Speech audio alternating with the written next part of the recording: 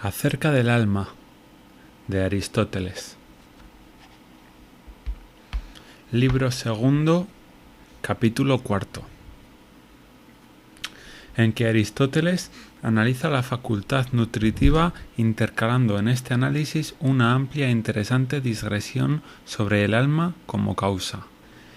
Si se pretende realizar una investigación en torno a estas facultades, es necesario captar desde el principio qué es cada una de ellas, para de esta manera pasar después a sus propiedades, etc.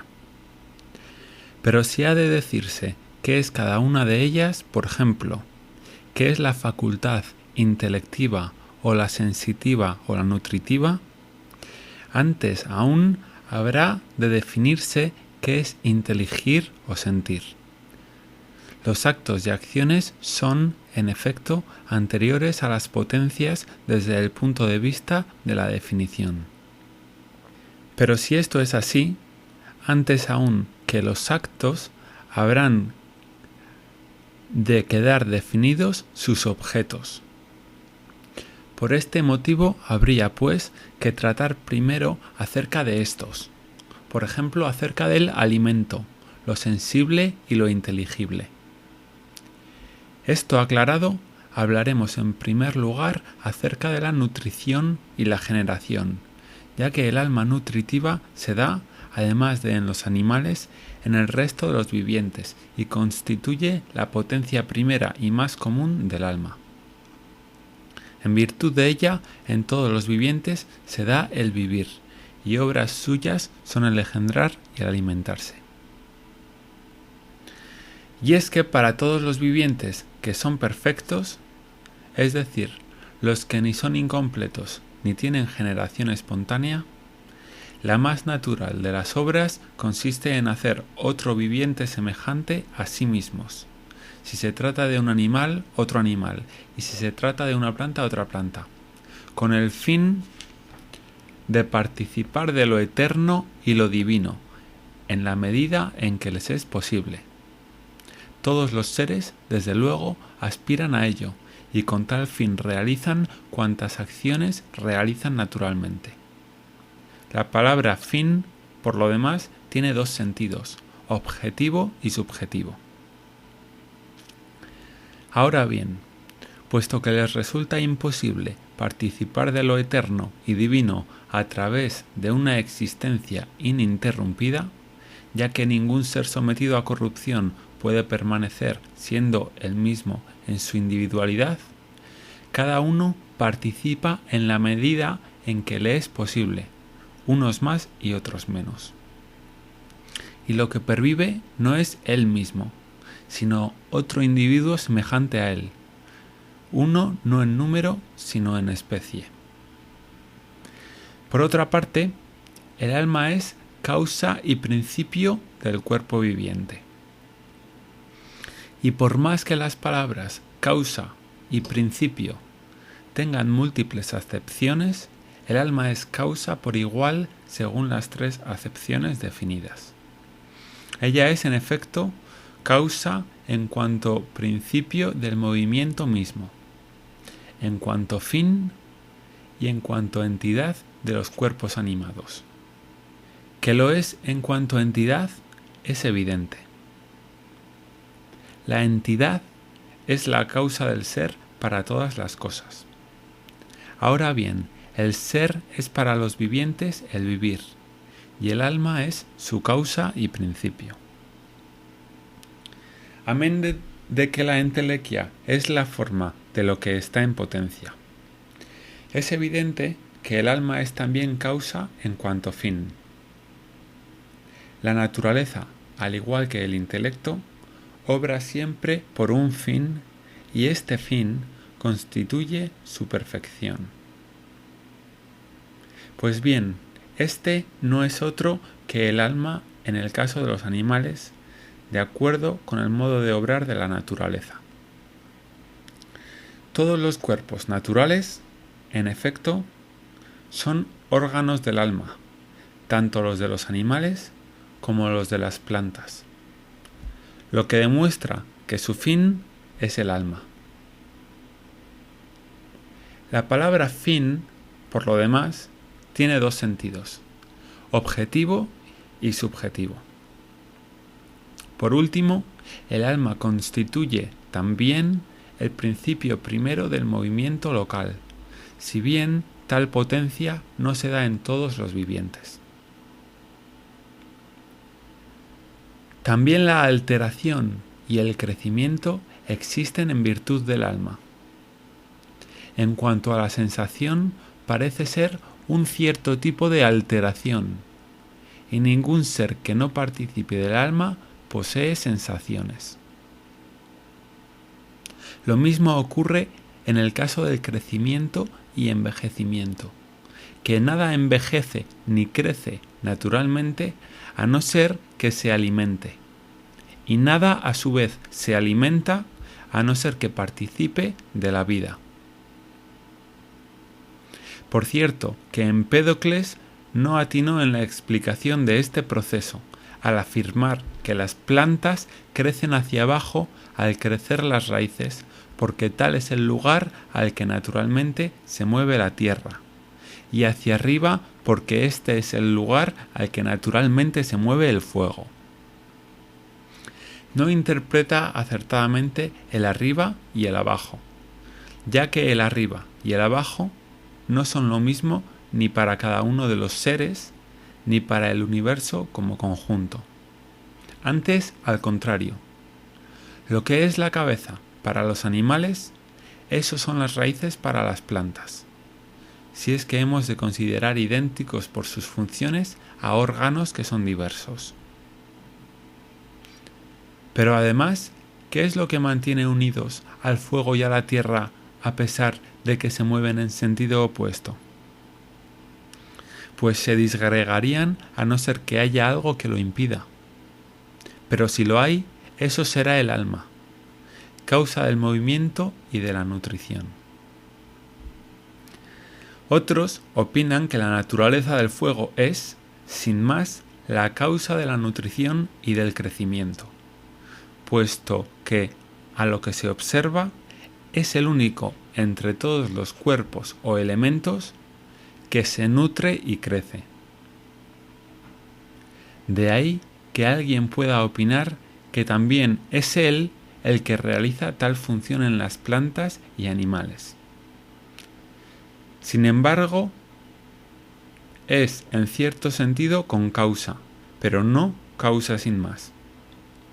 Esta es más bien el alma, pues el crecimiento del fuego no tiene límite, en tanto dura el combustible, mientras que todos los seres naturalmente constituidos tienen un límite y una proporción en cuanto a su tamaño y crecimiento. Ahora bien, esta configuración corresponde al alma y no al fuego, a la forma más bien que a la materia. Pero puesto que la misma potencia del alma es a la vez nutritiva y generativa, es necesario hablar primero acerca de la nutrición, ya que por esta función se define frente a las demás potencias. Parece, por lo demás, que lo contrario constituye el alimento de lo contrario. Bien entendido que no es así en el caso de todos los contrarios, sino en el de aquellos que no solo se generan uno a partir del otro, sino que además se hacen crecer recíprocamente. Y es que muchos contrarios tienen su génesis uno a partir del otro, pero no todos poseen continuidad. Por ejemplo, la salud, que se genera a partir de la enfermedad.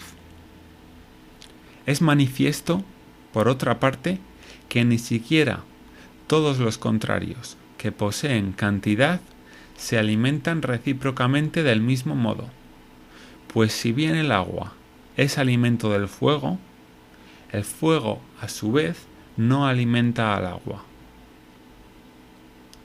Parece, pues, que los contrarios son respectivamente alimento y alimentado primordialmente en el caso de los cuerpos simples. El asunto, con todo, encierra una dificultad. Algunos opinan que lo semejante se alimenta y crece con lo semejante, mientras que, como dijimos, otros opinan a la inversa, es decir, que lo contrario se alimenta con lo contrario. Estos se apoyan en que lo semejante no puede ser afectado por la acción de lo semejante, y sin embargo, el alimento cambia al ser digerido, y el cambio, en todos los casos, se produce hacia el término contrario o intermedio. Más aún, el alimento padece una cierta afección por parte del que se alimenta, mientras que éste no resulta afectado por el alimento. Del mismo modo que el artesano no es afectado por la materia, pero sí ésta por él. El artesano solamente cambia en cuanto pasa de la inactividad a la actividad. Por lo demás, la controversia depende de qué se entiende por alimento. Si lo que se incorpora al principio o lo que se incorpora al final de la digestión. Si es tanto lo uno como lo otro, en un caso aún sin digerir y en el otro caso ya digerido, cabría hablar de alimento en ambos sentidos. Así pues, en la medida en que el alimento está aún sin digerir, lo contrario se alimenta de lo contrario, mientras que en cuanto que está ya digerido, lo semejante se alimenta de lo semejante. Con que resulta evidente que las afirmaciones de unos y otros son a la vez acertadas y erróneas en cierto sentido. Y puesto que nada se alimenta, a no ser que participe de la vida, lo alimentado será el cuerpo animado en tanto que animado. El alimento, pues, guarda relación, y no accidental, con el ser animado. Por otra parte, en el alimento hay que distinguir dos poderes, el de nutrir y el de hacer crecer. De una parte, el alimento hace crecer, en la medida en que el ser animado posee cantidad, y de otra, alimentada en la medida en que es individuo y entidad. El alimento, en efecto, conserva la entidad y ésta pervive gracias a él en la medida en que se alimenta. El alimento es, en fin, principio de la generación, no del viviente que se alimenta, sino de otro semejante a éste, puesto que la entidad de éste existe ya y nada se engendra, solo se conserva a sí mismo. Luego, el principio del alma al que corresponden tales funciones será una potencia capaz de conservar el sujeto que la posee en cuanto tal, mientras que el alimento es por su parte aquello que la dispone a actuar. De ahí que un ser privado de alimento no pueda continuar existiendo.